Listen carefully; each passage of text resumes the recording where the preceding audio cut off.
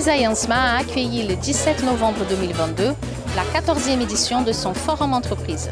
Cette année, 31 entreprises ont fait le déplacement pour présenter leurs métiers et opportunités de recrutement aux étudiants.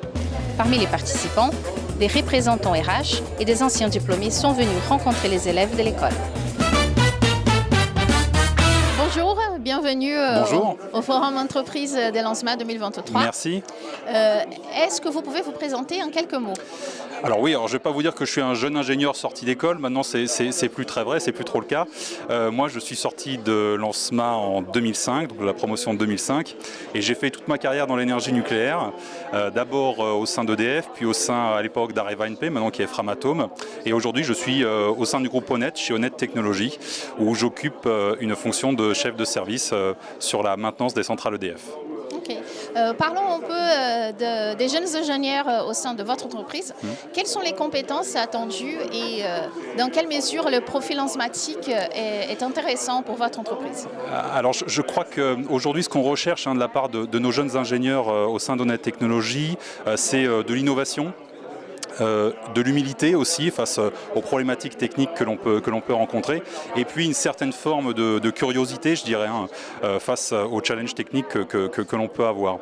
Je pense que par rapport à ça, en fait, la formation des ingénieurs de l'ENSMA, on a un bagage théorique qui est assez fort, permet d'avoir des ingénieurs qui sont très bien outillés finalement pour aujourd'hui adresser les problématiques techniques que l'on peut trouver, notamment dans le nucléaire, et elles sont nombreuses et les défis à relever pour l'avenir sont assez conséquents. Ouais. Ouais, justement, en parlant de responsabilité sociétale des entreprises, quelle place elle occupe au sein de votre organisme? Est-ce que vous pouvez citer une démarche particulière, notamment dans les domaines environnementaux?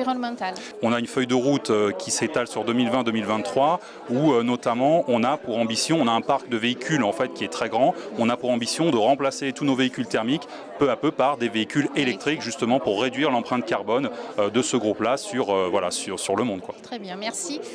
Et pourquoi avez-vous choisi l'ENSMA? Quelles étaient vos motivations à l'époque?